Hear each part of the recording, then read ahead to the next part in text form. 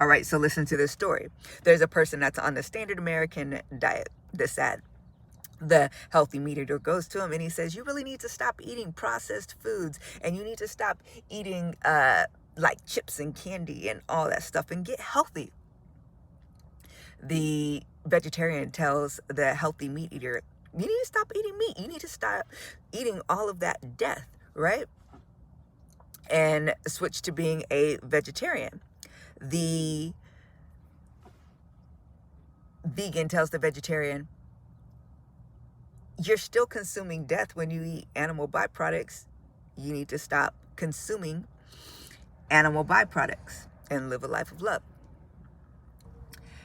The raw foodist tells the vegan, you're still consuming dead foods. You're still consuming death. You need to eat raw living foods. The fruitarian tells the raw foodist, those vegetables are really harsh on your stomach. Fruit has really a lot of water and it's so sweet. You really need to just eat fruit. The breatharian says, you know what? You don't have to eat food. We have photoreceptors that will receive the light, and you can just be nourished from the light. The one that is beyond that has no words because he has become one with the word. You see, there's always a higher level to go. When we look at that, we could look at each person that has told that person to go up higher. That's Jesus. It was Jesus all along that was leading that person beyond until there was nothing. We can never get fixated on one way of being. There is not one way on this earth. The way is Jesus Christ. When we let go of all of these things that we've learned, all of these things that we think we know, all of these habits and routines and all these needs, when we let go of our ways, when we see the futility in it all and we just let go, we go into the expanse of everything. When we become nothing and leave it all behind, we can then merge and become one with everything, one with the Father. You can take that example of just the diet and apply it to so many different things in our life. It's when you go beyond the need of it that all fall away. That's where purity and holiness,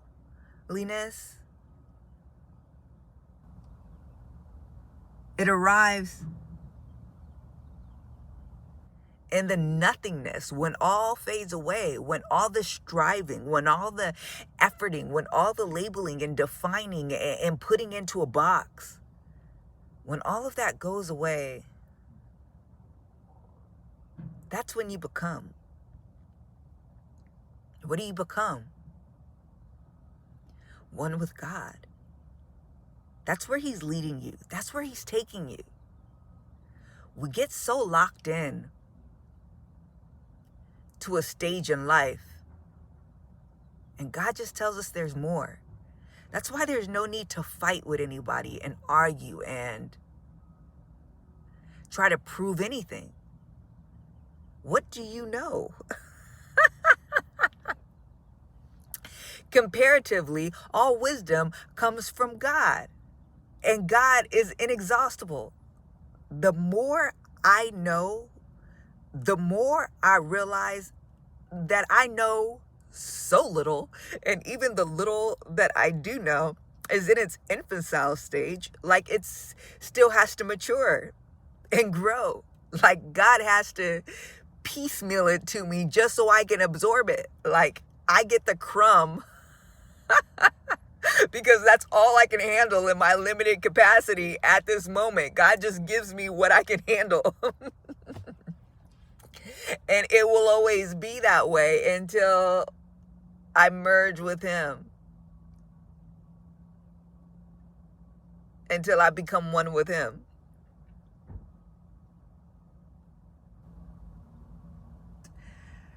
Oh gosh. It just changes things, doesn't it? I need you to understand this, is that God wants to take you all the way. God wants to take you beyond what is known to man. So don't fall up under man. At a certain point, you exhaust man's teachings. You exhaust man's sermons. You exhaust man's interpretation of the word. You exhaust man's experience and man's opinion, because they are of the many. And you have to sit under Christ,